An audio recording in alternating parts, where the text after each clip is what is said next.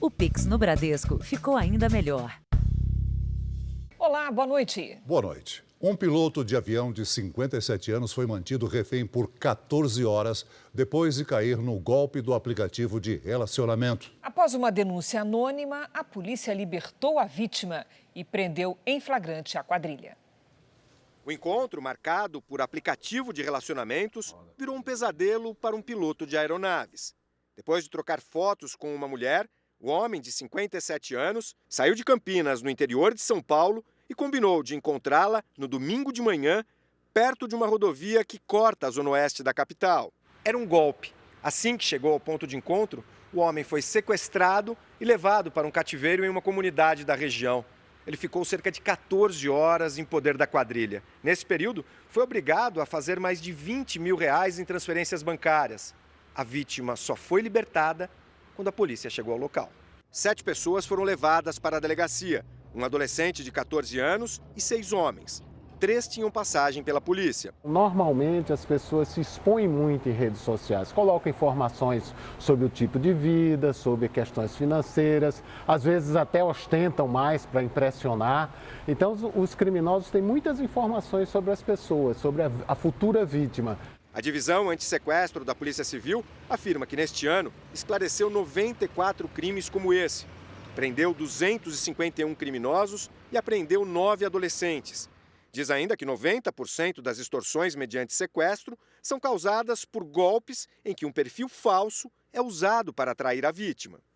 Casos como o de Jéssica Vilches, de 29 anos, suspeita pela morte do empresário Fábio Miori. Ele foi vítima de um sequestro após marcar encontro por aplicativo. O empresário não registrou a ocorrência, mas decidiu investigar por conta própria. Caiu em uma emboscada e foi assassinado pela quadrilha. O consultor de segurança da informação diz que é importante marcar o encontro em locais públicos e movimentados. Se tiver uma ameaça, ali vai ser um risco menor, mas às vezes até pelo tipo de encontro, as pessoas querem minimizar essa visualização da sua pessoa, né? E aí isso facilita ir para locais onde pode haver uma emboscada. Veja agora outros destaques do dia. Presidente eleito Lula passa a semana em Brasília para tentar destravar a PEC do estouro. Proposta é protocolada no Senado e começa a tramitar nesta semana. E na série especial, a história do caseiro que não podia sair do trabalho e foi dado como morto pela família.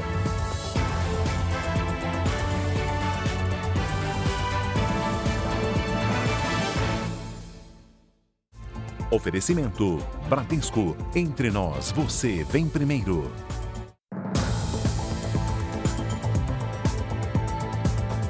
Cinco criminosos foram mortos depois de assaltarem uma joalheria dentro de um shopping de Goiânia. 2 mulheres que estavam com eles foram presas e todas as joias e relógios roubados foram recuperados. O assalto foi registrado pelo circuito de segurança da loja. Clientes estavam sendo atendidos quando os criminosos chegaram. 2 homens de boné com sacola e mochila. Um deles fica de costas, com a arma na mão, enquanto o outro manda o funcionário abrir as gavetas. Ele pega tudo e guarda na sacola. Os clientes ficam parados, de cabeça baixa. Do lado de fora, o movimento é intenso, mas ninguém percebe o roubo. O assalto aconteceu neste shopping, o maior de Goiânia. Foram roubados cerca de 70 relógios, canetas e abotoaduras. Todas as peças são de marcas de luxo e custam em média R$30 mil cada uma. Segundo a polícia, os criminosos planejaram o assalto durante 2 meses. Nesse vídeo, uma das suspeitas finge estar passeando no shopping para monitorar a segurança da joalheria. Ele está lá daquele lado e a porta está assim. Olha lá ele. Segurança de lá. Depois do assalto, os criminosos fugiram em 3 carros. A polícia militar bloqueou as rodovias que dão acesso ao shopping. Os criminosos foram localizados em uma chácara da Grande Goiânia. Houve troca de tiros. 5 assaltantes foram mortos no confronto. 2 mulheres foram presas. De acordo com a investigação, a quadrilha é de São Paulo. São contumazes na ação contra esse tipo nessa modalidade criminosa, no estado de São Paulo, no estado de Minas Gerais, tanto também no DF, mas em Goiás esses deram mal e sempre vão se dar mal. Toda a mercadoria roubada foi recuperada. Nesse tipo de assalto não se encontra produtos e nós encontramos todos eles de volta, sem exceção. O delegado que investiga os ataques às escolas no Espírito Santo diz que o adolescente almoçou e foi com os pais para a casa de praia depois dos assassinatos. 2 professoras tiveram alta do hospital. A saída do hospital foi cercada de homenagens. As professoras Priscila Queiroz e Bárbara Arrigoni Machado receberam alta hoje. É um turbilhão aqui dentro, né? Pensar aquela imagem dele entrando é muito complicado. Eu vejo que o apoio está sendo muito importante. O ataque aconteceu na última sexta-feira. Um adolescente de 16 anos usou as armas do pai para realizar o atentado contra 2 escolas. De acordo com a investigação, o atirador não escolheu as vítimas e disparou de forma aleatória. 2 mulheres estão internadas em estado grave. Uma aluna de 14 anos, baleada na cabeça, segue na UTI em estado muito grave. Há ainda uma outra mulher e uma criança de 11 anos entre os feridos, com o estado de saúde estável. Durante o dia, flores e cartazes foram colocados na porta dos colégios. Selena Sagrilo, de 12 anos, não resistiu. A Selena era uma criança muito amorosa. Ela o tempo todo falava: eu te amo, vó, eu te amo, vô. As professoras Maria Banhos, Cibele Passos e Flávia Leonardo também foram baleadas e morreram. O adolescente de 16 anos disse em depoimento que invadiu as escolas e atacou alunos e professores para se vingar do bullying que sofria. O atirador contou também que aproveitava o momento em que estava sozinho em casa para manusear a arma do pai, que é policial militar. A Polícia Militar informou que vai abrir processo disciplinar para investigar como o atirador teve acesso às armas do pai. O PM, que não teve a identidade revelada, segue afastado das atividades. O menor foi apreendido e transferido para uma unidade de internação para adolescentes infratores. A polícia também investiga a ligação dele com grupos neonazistas. A polícia do Rio de Janeiro investiga o assassinato de um homem dentro de um estacionamento de um supermercado na zona oeste da cidade. O crime pode ter envolvimento da maior milícia do estado. Nas imagens das câmeras de segurança do supermercado, é possível ver um momento em que 3 homens encapuzados e armados com fuzis saem de um carro branco no estacionamento. Eles vão em direção à vítima, que voltava das compras com a esposa no sábado. Os criminosos atiram várias vezes, entram novamente no carro e fogem. Jefferson Lanzoni, de 42 anos, morreu na hora. Segundo fontes da Polícia Civil, a vítima teria envolvimento com a maior milícia do Rio de Janeiro. Jefferson seria um dos responsáveis por recolher a taxa de segurança cobrada de moradores e comerciantes. Pelas investigações, ele estaria desviando dinheiro da quadrilha. O grupo miliciano é comandado por Luiz Antônio da Silva Braga, o Zinho. O Disque Denúncia divulgou um cartaz para ajudar na localização dos responsáveis pelo crime. É importante ensinar planejamento financeiro às crianças desde cedo. É com esse pensamento que o Brasil tem cerca de 10 milhões de contas bancárias abertas para menores de idade. Afinal, Celso, orientar os filhos sobre o jeito certo de gastar e de poupar é um desafio para os pais, mas pode fazer toda a diferença lá na frente. Faz 5 meses que a empresária Fernanda abriu uma conta bancária em nome do filho pequeno. Desde então, o menino gasta a mesada que ganha dos pais com um cartão de débito. Costumo deixar ele mais ou menos ciente do que vai dar para ele fazer com o que sobra, para ele ter noção se vale a pena ele, gastar com aquilo naquele momento. A ideia de ter um cartão partiu do próprio Bento, que tem apenas 7 anos. Eu acho mais fácil o cartão, porque você não precisa ficar andando com o dinheiro no bolso toda hora. A mãe gostou tanto da experiência que agora avalia dar um passo adiante para a educação financeira do filho. Eu acho que principalmente o investimento, porque aí a gente consegue trazer mais ainda essa noção para ele de que se ele guardar pode até render um pouquinho mais e aí ele vai ter um pouquinho mais de dinheiro. A conta bancária do Bento é uma das 10 milhões que existem hoje no Brasil para os menores de idade.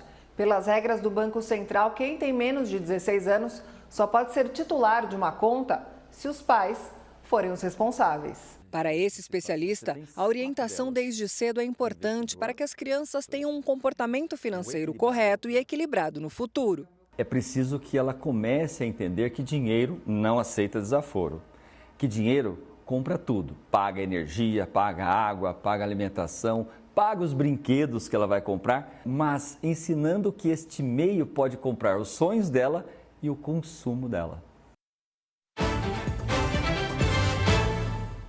Educação financeira para crianças? Assunto para nossa Patrícia Lages. Olá, Pati, boa noite. Essa turminha já nasceu conectada, né? Mesmo assim, elas precisam aprender a lidar com o papel moeda, com o dinheiro propriamente? Já nasceu conectada mesmo, né, Cris? Boa noite para você, para o Celso. Olha, as notas e moedas facilitam sim o aprendizado e nós vamos entender o porquê. O dinheiro físico ajuda a criança a entender conceitos básicos. Ao guardar, ela vê ali o dinheiro aumentando e isso incentiva a poupar. E mesmo quando ela decide gastar, ela vivencia um processo de perda. Essa experiência ajuda a desenvolver o senso de escolha. Isso porque a criança só vai trocar o dinheiro que ela tem por algo que ela julga ter mais valor. O próximo passo é abrir, sim, uma conta bancária para a criança. E o ideal é depositar pequenas quantias e permitir que ela pague algumas das próprias despesas. A supervisão de um adulto sempre deve fazer parte do processo. Paty, aqueles pais que querem investir pelos filhos, mas não têm muitos recursos nem muito conhecimento. Qual que é a dica para simplificar essa tarefa? Boa, Cris. Nesse caso, os investimentos mais conservadores, como o Tesouro Direto, são boas escolhas. É só seguir um passo a passo no site tesourodireto.com.br. Respondendo a pergunta simples, um simulador faz uma análise e sugere opções. A gente vai ver aqui um exemplo do Tesouro IPCA 2035 com rentabilidade acima da inflação. Investindo aí R$ 50 por mês durante esses 13 anos, o valor final será lá de cerca de R$ 13.870. R$ 13.870.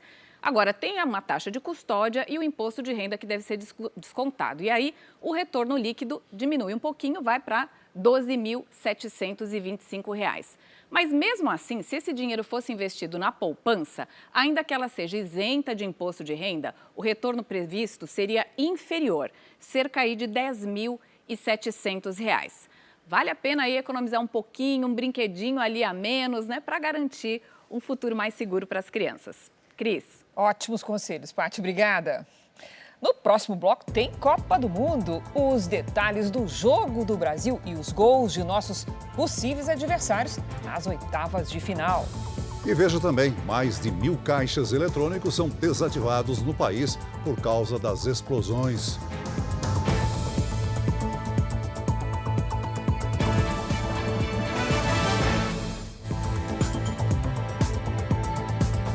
Copa do Mundo no Catar. A Milena Ciribelli já está aqui para trazer as notícias da vitória do Brasil sobre a Suíça.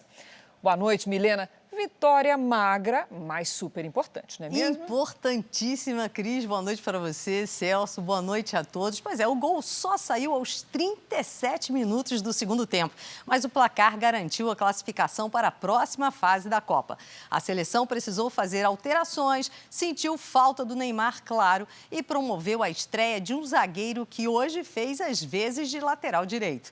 Éder Militão jogou no lugar de Danilo, também machucado. A presença da família dele lá no Catar ajudou a dar tranquilidade ao jogador. A casa num condomínio sofisticado foi alugada durante um mês por R$1 milhão. Mas a dona Ana não abre mão de cozinhar para a família e os amigos de Militão. O prato preferido do filho? O Militão é arroz, o feijão, a farofa e o bife. Militão disputou com apetite um lugar no time e a oportunidade chegou para ser festejada. Nossa, foi uma alegria tremenda, meu Deus. Muito feliz, muito orgulho, né? O coração, por enquanto, tá normal, né? Vamos ver daqui a pouco, né? Vai bater forte. Aí começa a bater mais forte, sim. Os corações brasileiros bateram forte num jogo sofrido. Além de Militão na lateral direita, no lugar de Danilo, Tite optou pela entrada de Fred na vaga de Neymar.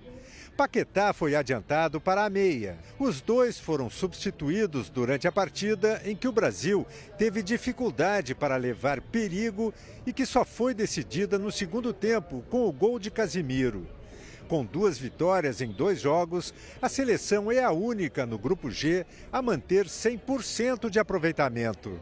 A seleção quebrou um tabu de 2 jogos sem vencer a Suíça em Copas do Mundo, os empates em 1950 e 2018. O jogo contra Camarões sexta-feira define se o Brasil será primeiro ou segundo colocado do Grupo G. Tem um processo todo de 4 anos de construção.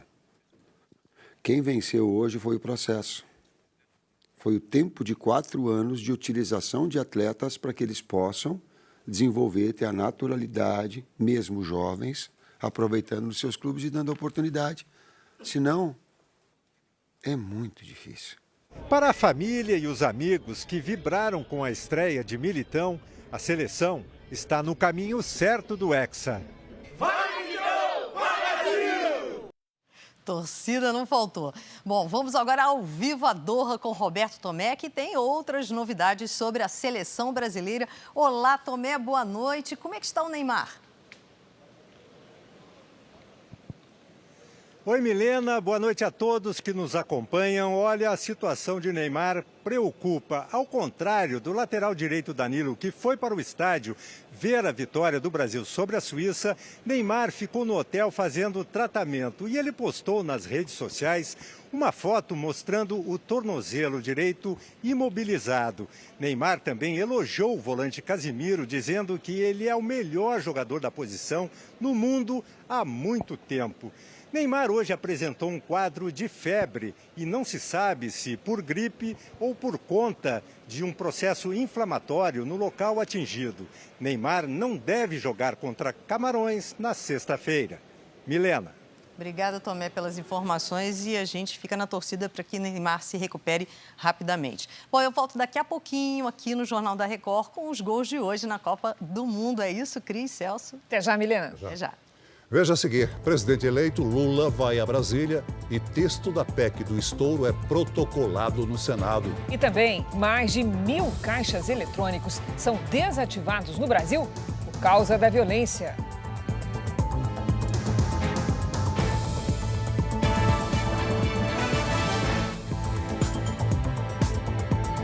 A Defesa Civil emitiu um alerta para os fortes temporais que atingem São Paulo desde o início da tarde de hoje. As chuvas superam o esperado em todas as regiões do Brasil. Vamos com a previsão do tempo com a Paloma Poeta. Olá, Paloma, boa noite. Os alertas estão cada vez mais frequentes, não é? Estão sim, Cris, e tem mais alerta por aí, viu? Boa noite para você, para o Celso, boa noite a todos que nos acompanham. Santa Catarina, por exemplo, entrou em estado de alerta por causa das chuvas fortes acima da média esperada para o mês todo e ventos de mais de 100 km por hora. Houve deslizamentos de terra em algumas rodovias e encostas. Vamos ver então os mapas? Muitas nuvens, olha só, cobrem o Brasil e 2 circulações de vento associadas à umidade que vem do mar fazem com que esse cenário permaneça. As tempestades com ventania se espalham por essa área toda em vermelho. Nordeste, muitas áreas do Sudeste e em parte da região Norte.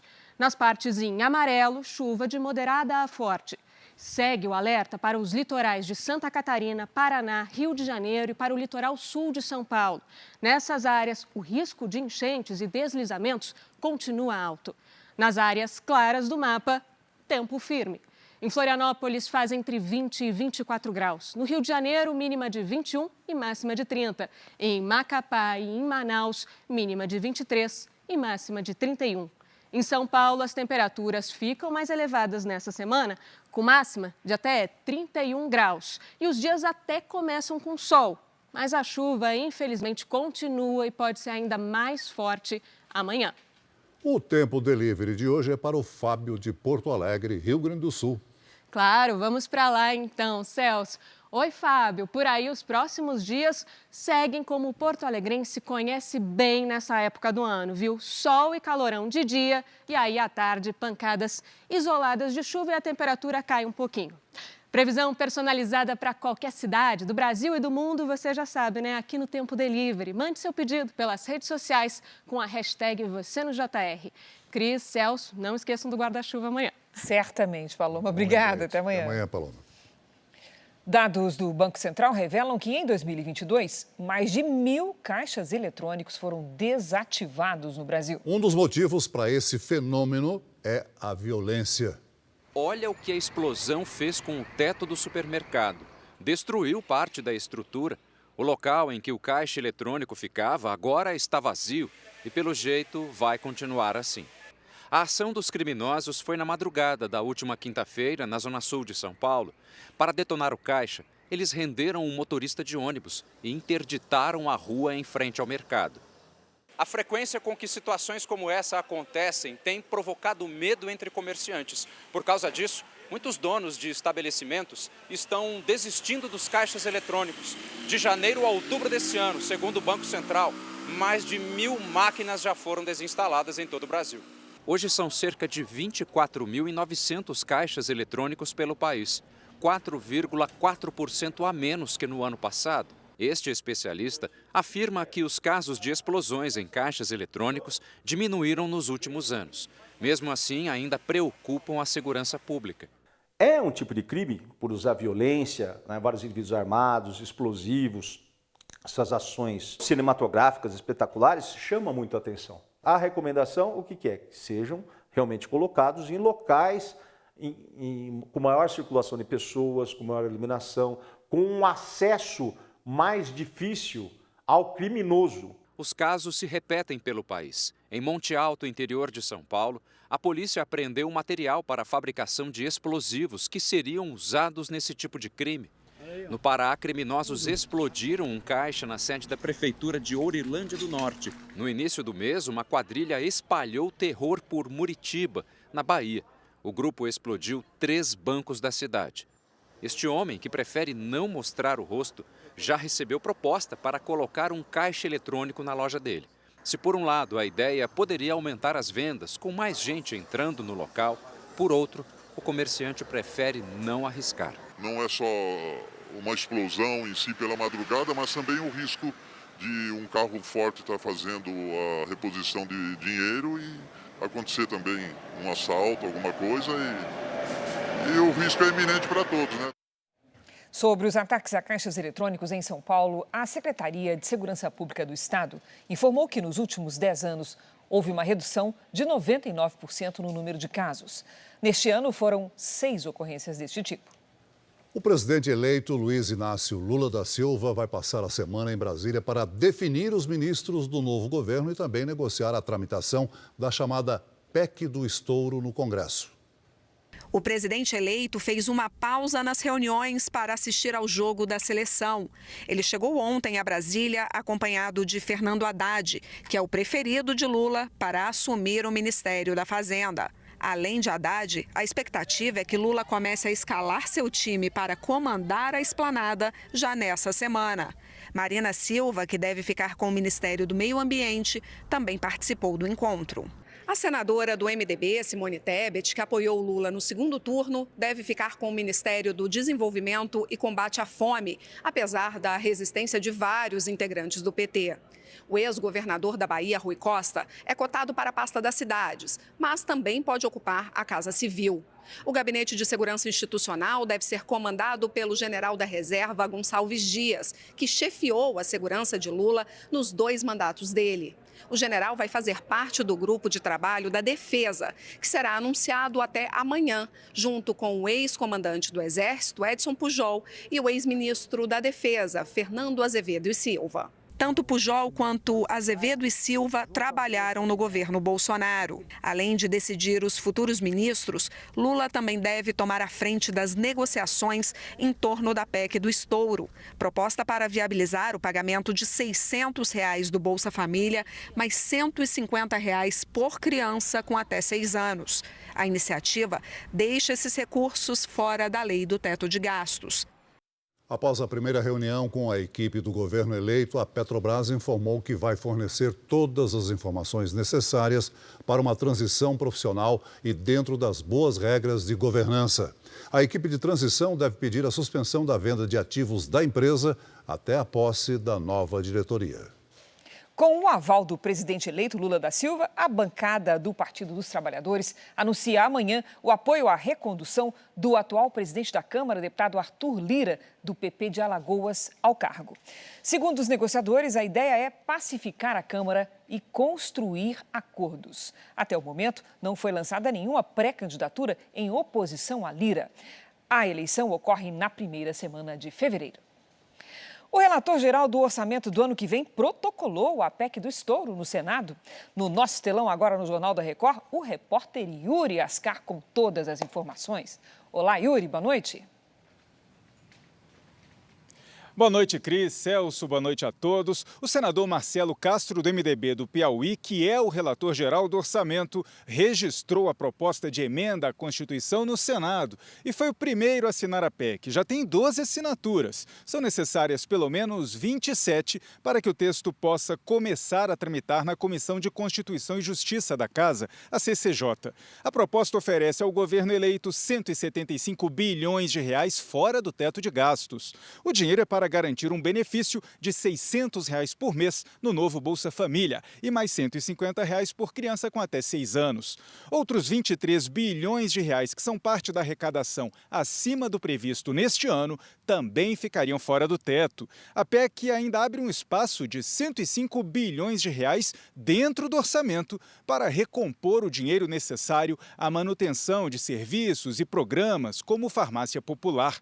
O drible no teto de gastos teria validade de 4 anos, ou seja, todo o mandato do presidente eleito Lula. A ideia é tentar aprovar a PEC no plenário do Senado ainda nesta semana, a tempo de o texto ser analisado e aprovado pela Câmara até o dia 17. Cris, Celso. Obrigada, Yuri. A China registrou o 5º recorde consecutivo nos casos diários de Covid-19. Foram mais de 40 mil infectados em 24 horas. A imposição de um isolamento social severo, sem direito à circulação, tem gerado protestos em várias cidades do país. Em Xangai, 2 pessoas foram presas após confrontos com a polícia. Os grupos também pediam a saída do presidente Xi Jinping e do Partido Comunista. Na capital da província de Xinjiang, o governo voltou atrás nos bloqueios. A partir de agora, os moradores podem usar o transporte público para fazer compras nos bairros onde moram. Até então, todos estavam confinados e recebendo apenas entregas de alimentos feitas por autoridades locais. E a seguir, a história do caseiro que era proibido de sair do trabalho e foi dado como morto pela família.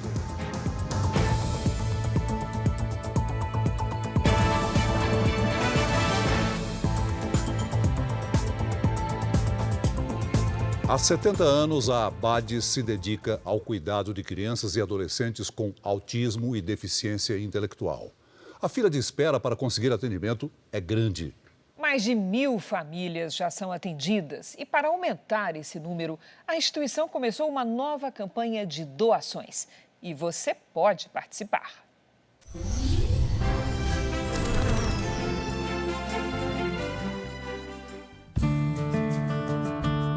Foi uma longa espera para conseguir uma vaga para a filha.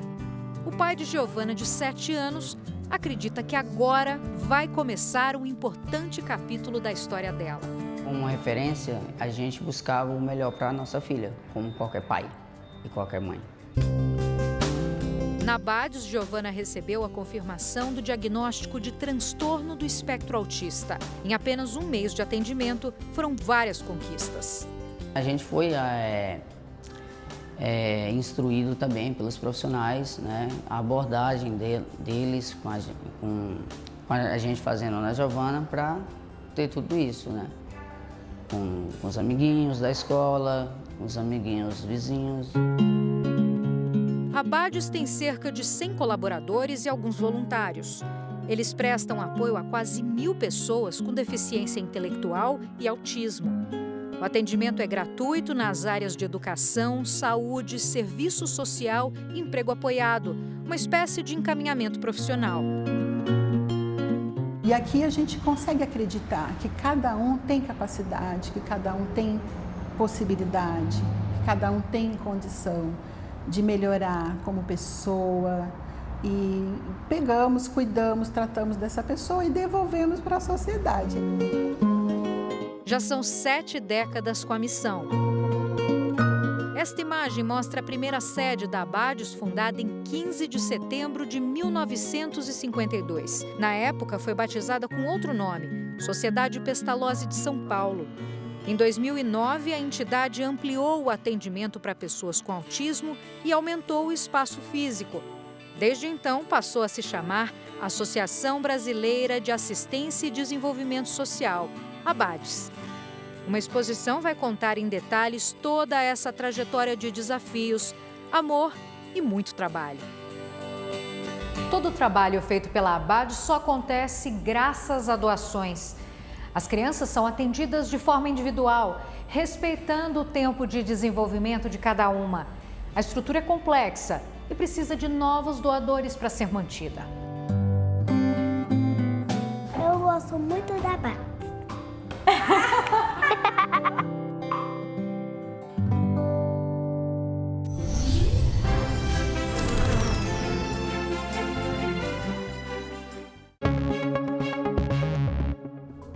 Morreu hoje o motorista de um caminhão que despencou de uma ponte em Campina Grande do Sul, na região metropolitana de Curitiba.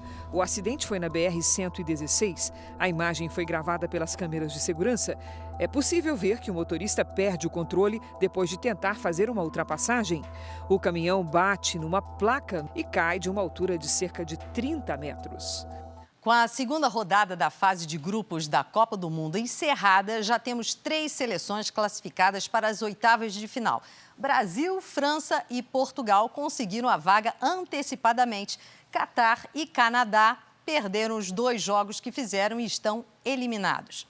E amanhã começa a terceira rodada da fase de grupos. E ao final do dia, já vamos conhecer 2 dos jogos das oitavas de final. Pelo grupo A, a Holanda enfrenta o Catar e o Equador pega o Senegal. No grupo B, Inglaterra e País de Gales fazem uma das partidas. Na outra, os Estados Unidos jogam contra o Irã.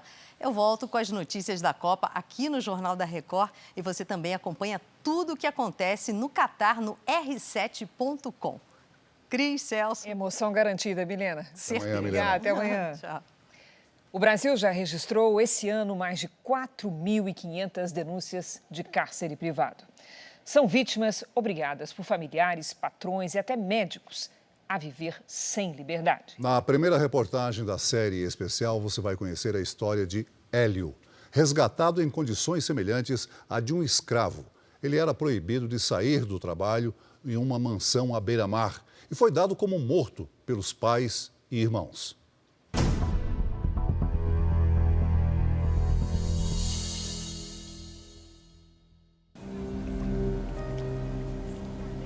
Não via mais o mundo. Eu era preso a ela. Ela achava que era minha dona. Durante 4 anos, Hélio trabalhou todos os dias, sem folga, como jardineiro de uma mansão no litoral baiano. Uma simples pausa para admirar as ondas, por exemplo, se tornava um risco de contato com o mundo exterior. A praia que eu andava antigamente, fazia caminhada, eu não podia mais olhar, que ela não deixava. Os patrões eram um casal de idosos. De mãos calejadas e joelhos marcados, Hélio lembra que viveu uma rotina secreta de muitas tarefas domésticas e nenhum contato com os familiares. Ele não sabia que eu vivia isso, não. Aliás, minha mãe, que já morreu, me tinha como morto. Hoje, aos 66 anos, ele conta que cuidava sozinho de todos os serviços da mansão, que fica em Lauro de Freitas, na região metropolitana de Salvador. Não havia outros funcionários na casa. Hélio também não tinha salário. Ela é tão miserável, desculpa a palavra, que proibia até de eu acender a luz para ir no banheiro. O senhor se sentia escravizado ali? Hoje, quando eu lembro... Desculpa. O quarto onde Hélio dormia tinha, de acordo com a investigação, 4 metros quadrados. Não havia janelas, nem geladeira, muito menos fogão. Em segredo, o jardineiro improvisou um pequeno fogareiro. E à noite, 2 cadeiras encostadas substituíam a cama. Era assim que ele dormia. Esta foto mostra as condições do local. Hélio também denuncia que a patroa Solange Rabelo Torres era violenta e que o marido, Adilson, sabia das primeiras agressões. Ela me xingava todo e até me batia. Gostava muito de me dar tapa na cara. Tapa mesmo. E pegava a vassoura e batia em mim com a vassoura. Hélio sofreu 2 derrames enquanto trabalhava na mansão. Na praia de Vilas, muitas das casas são de veraneio, locação para temporada. Por isso, os vizinhos não desconfiaram se algo estranho acontecia a partir destas grades. Mas quem passava todos os dias por este caminho em direção à praia, notou algo diferente naquele homem que pouco saía de casa, nunca pisava na areia e resolveu denunciar. Foi este rapaz, que prefere não mostrar o rosto, quem pediu ajuda pelo Disque 100. Eu vi a senhora correndo atrás dele com a vassoura para poder espancá-lo. Aí depois que eu fiquei sabendo que seria a patroa de seu Hélio que estava o espancando. Hélio deixou a mansão ao lado de uma das auditoras do Ministério do Trabalho e Previdência. Ele foi resgatado em setembro. Este mês, Hélio reencontrou o homem que fez a denúncia. Obrigado, viu? Tudo que você fez. Eu que agradeço, porque eu tenho a oportunidade de ajudar alguém. Em todo o Brasil, mais de 4.500 denúncias de cárcere privado foram registradas no Disque 100, somente no primeiro semestre de 2022. Nós fomos até a mansão, mas ninguém nos atendeu. Também procuramos a defesa do casal por telefone, mas não conseguimos contato.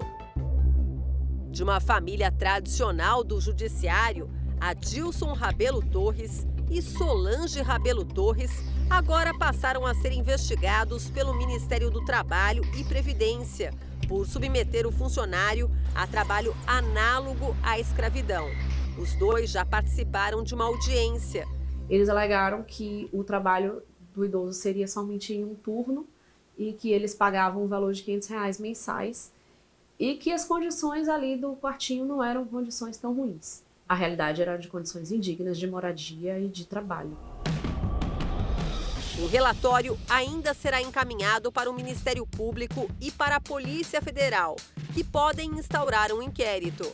Foram registrados 22 autos de infração. Por lei, a punição para casos de trabalho em condições análogas à escravidão varia de 2 a 8 anos de prisão. Hélio é agora um dos mais novos pacientes desta clínica e se recupera a cada dia.